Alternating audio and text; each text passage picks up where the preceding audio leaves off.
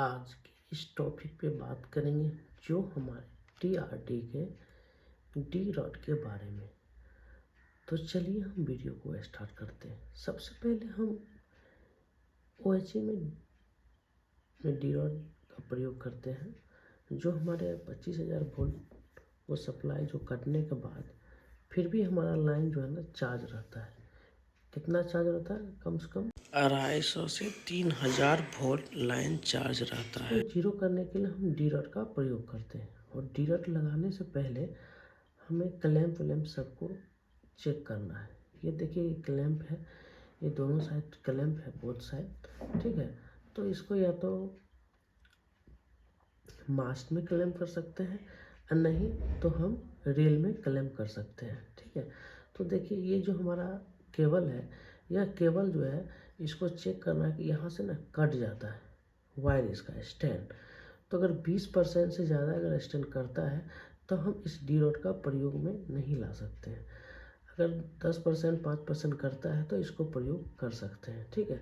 और जब भी मास्ट में हम क्लैंप करेंगे तो इसको जो है ये इसको घुमाने वाला है, इसको फुल टाइट करना है। फुल टाइट करके एक बार हिला डुला के देख लेना है कि कहीं स्लिप तो नहीं कर रहा है, ठीक है। ये क्लैंप दोनों साइड बोर्ड साइड है, ठीक है। और मैं भी दिखाऊँ। अब देखिए, इसका स्प्रिंग है जो हमारा कॉन्टैक्ट वायर में या आरटी में फंसाया जाता है, ठीक है। इसको देखना कि स्प्रिंग तो लूज कंडीशन में नहीं है, प्रॉपर वे सही है कि नहीं है, ये देखना। और यह केबल जो है इसका देखना है टाइट विट है कि नहीं है, कहीं लूज तो नहीं है। उसके बाद ये कनेक्शन सही है कि नहीं है, ये सारी इसको हम इसमें देख लेना। उसके बाद ही हम डी रॉड का प्रयोग करेंगे। ये पूरा सही से काम कर रहा है कि नहीं, ये ब्लॉक होने से पहले इसको डी रॉड को हम चेक कर लेना है कि सही है कि नहीं है। जब भी हम कार्य के दौरान चलते हैं टावर पिन ले करके साइड पे, तो उससे पहले हम जो मेरा टावर कार में जो डी रॉड रहता है सभी को चेक कर लेना है कि सही प्रॉपर वे में है कि नहीं। अगर सही नहीं है उसको सही कर ले, उसके बाद ही हम पावर ब्लॉक के दौरान हम इसको डी रॉड का उपयोग में लाएंगे। और जब भी कार्य करेंगे दोनों डी रॉड के बीच में ही हम कार्य करेंगे। 1 किलोमीटर में 4 डी रॉड लगता है, 2 इस साइड 2 उस साइड, उसके बीच में ही हम काम करेंगे। डी रॉड के बाहर नहीं काम करना है, ठीक है। और जब भी डी रॉड लगाएंगे हम, आपके पास हेलमेट होना चाहिए और सेफ्टी शू होना चाहिए। और उसके बाद केबल मेरा बॉडी में टच नहीं होना चाहिए, और उसका जो डी रॉड का डंडा उसको पकड़ के हम सबसे पहले आरटी में हिट करेंगे, और हिट करने के बाद उसके बाद हम ओएचई में डालेंगे, यानी कॉन्टैक्ट वायर में लगाएंगे। या कॉन्टैक्ट वायर में भी लगा सकते हैं और या आरटी में भी आप लगा सकते हैं, ठीक है। अब देखिए, ये हमारा यहाँ पर ज्वाइंट रहता है, तो यहाँ पर भी हमको चेक करना है कि हमारा वायर तो कहीं कटा हुआ नहीं है। तो आप यहाँ भी चेक कर सकते हैं डी रॉड को, ठीक है। और इसी तरह से प्रॉपर पे बांध के अच्छा तरीका से रखना है आपको डी रॉड को, ठीक है। पूरा वायर को चेक देखिए, ये हमारा भी रेल में कनेक्ट, नीचे रेल में कनेक्ट है और ऊपर आरटी में हमारा ये लगा हुआ है डी रॉड। देखिए, डी रॉड लगा हुआ है। अब देखिए, इस रेल में जो है हम जब भी वो क्लैंप को टच करेंगे, यानी कि लगाएंगे, सेटिंग करेंगे रेल में, तो इसको जो है ना हमको देखना है कि यह क्लैंप अच्छी तरीक़ा से हुआ है या नहीं। और उसके बाद रेल जो है, ये रेल में ना जंक लग जाता है, तो इसको गिट्टी से ब्लास्ट से इसको जो है ना हमको उसको पूरा रगड़ के उसको साफ़ कर देना है।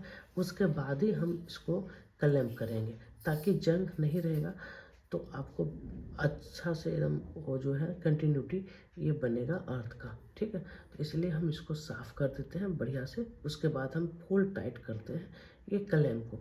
जब फुल टाइट हो जाएगा तब हम जो है ना ये डी रॉड को जो है ना ये ऊपर में पहले सटाएंगे, थोड़ा सा टच करेंगे। अगर लाइन चार्ज रहेगा तो वो आवाज़ स्पार्किंग करेगा, अगर लाइन डेड रहेगा तो थोड़ा सा चरचराएगा। तो आप इसमें लगा सकते हैं आरटी में, या आरटी में लगाइए, और नहीं तो यह कॉन्टैक्ट वायर में लगाइए। लेकिन सबसे पहले टेस्ट आरटी में करना, उसके बाद ही कॉन्टैक्ट वायर में लगाइए या आरटी में लगाइए, ठीक है। ऐसा नहीं है यहाँ क्लैंप किए और यहाँ कॉन्टैक्ट वायर में लगा दिए। अगर लाइन चार्ज है तो ये आपका कॉन्टैक्ट वायर गल के गिर सकता है, इसलिए ऐसा नहीं करना है। पहले हम आरटी में हिट करेंगे, आरटी में टच करेंगे, टच करने के बाद लगेगा मेरा लाइन कटा हुआ है, तो हम इसमें OHE में हम यानी कि कॉन्टैक्ट वायर में लगा सकते हैं या आरटी में लगा सकते हैं। ठीक है, ये हो गया हमको रेल में लगाने का।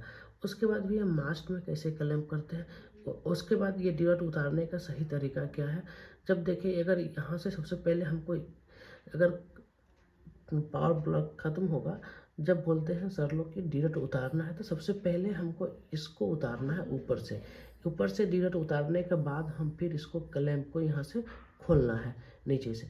इसको उतार के सही से आराम से उतार के इसको ज़मीन पे रखना है। उसके बाद इसको जो है ना हमको धीरे धीरे खोलना है। ठीक है, खोल के आराम से हटा देना है। ठीक है, ये हो गया हमारा रेल का कनेक्शन। अब देखिए मास्ट का कनेक्शन। सबसे पहले हम इसको मास्ट में इसको दोनों को क्लैंप करेंगे पूरा हार्ड में। उसके बाद फिर हम आरटी में टच करेंगे, और आरटी में लगाने का मन है तो आरटी में लगा सकते हैं, या कॉन्टैक्ट वायर में OHE में लगाना है तो OHE में लगा सकते हैं।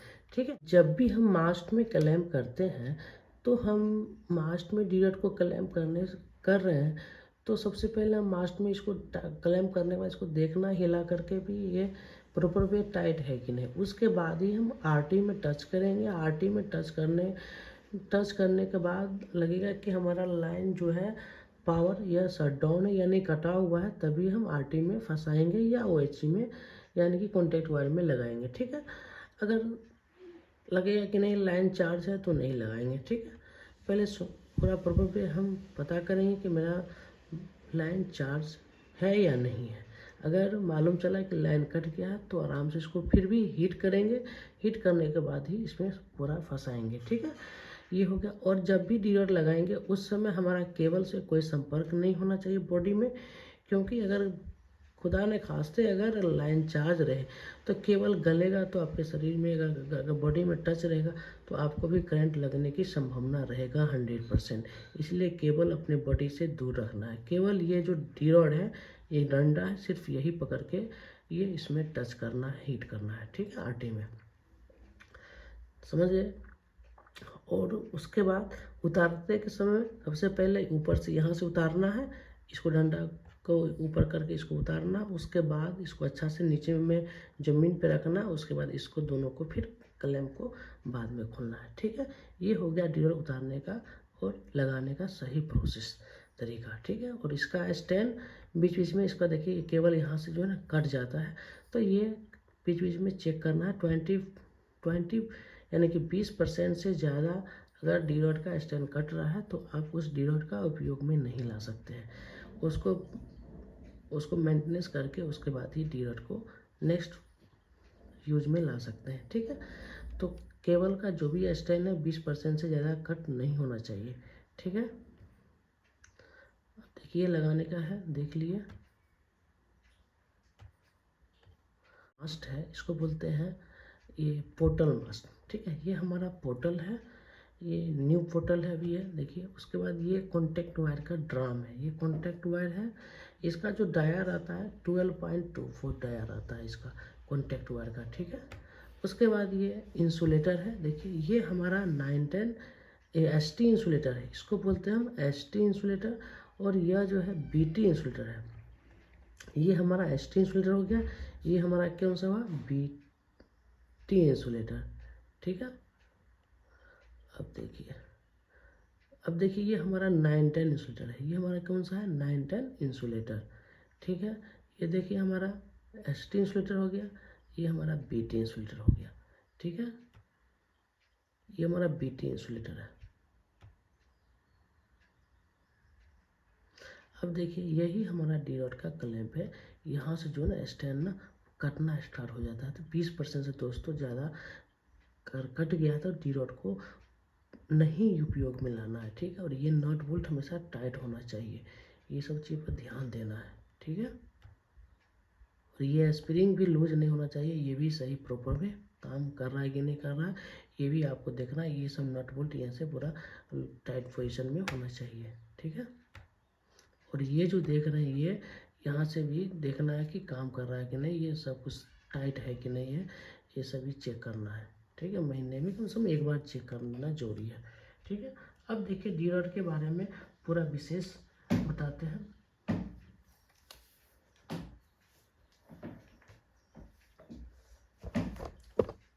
देखिए ये हमारा डी रॉड है, ठीक है।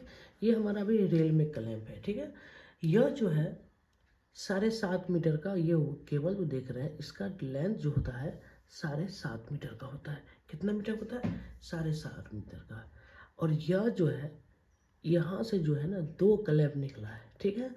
तो यह जो है एक वायर जो है यहाँ से 2 क्लैंप निकला है, 2 वायर, और एक सीधी लंबा सा यहाँ से यहाँ तक आया है, ठीक है। तो यह जो यहाँ 1.5 मीटर का 2 वायर है। 1.5 मीटर का कितना वायर है? 2 वायर है। तो टोटल हो गया आपका, यानी कि 1.5 मीटर का 2 वायर है और 6 मीटर का ये वायर है। यह जो देख रहे वायर यहाँ से यहाँ तक का ये 6 मीटर हुआ। 6 एक 7 7.5, यानी कि 1.5 मीटर का ये हो गया और 6 मीटर का ये हो गया, यानी टोटल लेंथ इसका वायर का हो जाएगा 7.5 मीटर का, ठीक है। अब देखिए इसमें कितना वायर रहता है दोस्तों। इस डी रॉड में जो स्टैंड केबल का जो है, इसमें जो वायर रहता है 248 वायर रहता है। कितना वायर रहता है? 248 वायर रहता है, 248 वायर रहता है, ठीक है। 248 वायर रहता है, ठीक है। अब देखिए इसमें जो है एक वायर का जो डाया जो रहता है 0.4 mm रहता है। कितना रहता है डाया? एक वायर का 0.4 mm डाया रहता है एक तार का, यानी कि इसमें 248 वायर है, उसमें से भी एक वायर का 0.4 mm का एक वायर का डाया होता है इसमें, ठीक है।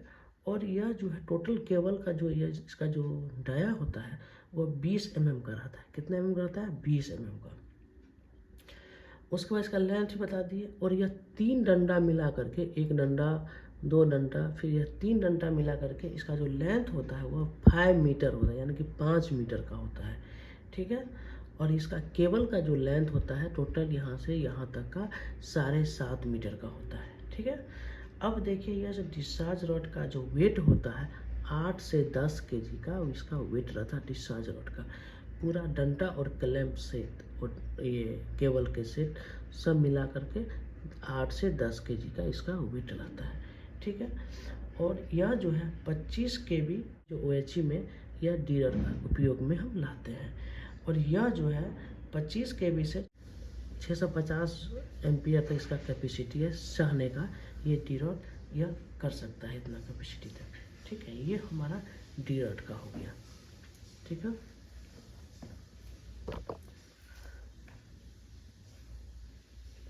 तो अब डी रॉड के बारे में पूरी जानकारी आपको मिल गया। तो कभी भी हम डी रॉड को क्या क्या चीज़ देखना है, क्या क्या चीज़ करना है, ये सारी सावधानी पर पूरा आप काम कर सकते हैं।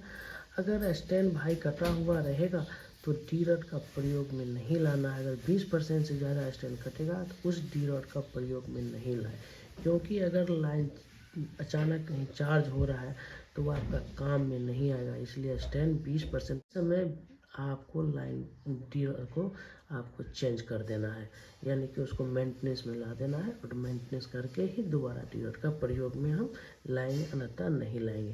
क्योंकि डी रॉड बहुत ही हमारे OHE स्टाफ के लिए वह बहुत ही लाभदायक सामान है, जो कि हमें 25,000 वोल्ट से बचाने के लिए एक ही हमारा उपाय है डी रॉड। अगर डी रॉड सही रहेगा और सही से क्लैंप किया रहेगा, अगर लाइन एक आध बार चार्ज भी होता है तो आपको सेफ बचाएगा। और कभी भी दोनों साइड बहुत, यानी 2-2 डी रॉड लगाना है, ताकि आपको ज़्यादा सेफ में रहिएगा। एक डी रॉड पे लगाने से बहुत प्रॉब्लम है, लेकिन 2 डी रॉड होना बहुत ही इम्पोर्टेंट है। 2-2 डी रॉड लगाइएगा तो आप बिल्कुल उसके बीच में अगर काम कर रहे हैं, अगर लाइन चार्ज भी होता है तो आप फिर भी आप सेफ में रहिएगा। तो इसलिए 2 डी रॉड हम तो कहेंगे लगाने के लिए ही, ताकि तो आपको ज़्यादा सेफ रहेगा। जान है दोस्तों, जहान है। अगर इस OHE में गलती करना, अगर एक बार गलती हो गया तो गलती माफ़ नहीं है, क्योंकि वह आदमी जल के राख हो जाता है। इसलिए गलती करना माफ़ नहीं है इसमें OHE में। इसलिए गलती चाह करके भी ना करें, बस यही। और जब भी हम पावर ब्लॉक के दौरान काम करेंगे, हेलमेट, सेफ्टी बेल्ट और सेफ्टी इशू, ये 3 चीज़ तो एकदम ज़रूर होना चाहिए। और OHE में पावर ब्लॉक के कार्य करते दौरान मोबाइल से दूर रहे, ठीक है। फिर नेक्स्ट वीडियो में मिलते हैं, क्योंकि सेफ्टी सबसे बहुत ही इम्पोर्टेंट चीज़ होता है। सेफ्टी इम्पोर्टेंट चीज़ है, सेफ्टी में रहने से कुछ नहीं होगा, ठीक है दोस्तों। तो इसलिए सेफ्टी का प्रयोग हमेशा करें, चाहे जहाँ भी काम करें, ठीक है। और ख़ास करके यार्ड में काम करते घड़ी पूरा एकदम सतर्क रहे। यार्ड में बहुत ही प्रॉब्लम आता है, बगल में दोनों साइड कैंटिलीवर आता है, तो वहाँ पे डिस्टेंस कम रहता है। सेक्शन इंसुलेटर लगा हुआ रहता है, वहाँ पे डिस्टेंस कम रहता है, तो वहाँ सब पे घटना होने का ज़्यादा चांस रहता है। इस सब पे थोड़ा सा ध्यान दे के काम करना है OHE में, ठीक है। फिर नेक्स्ट वीडियो में मिलते हैं, तब तक के इतना ही। जय हिंद, जय भारत।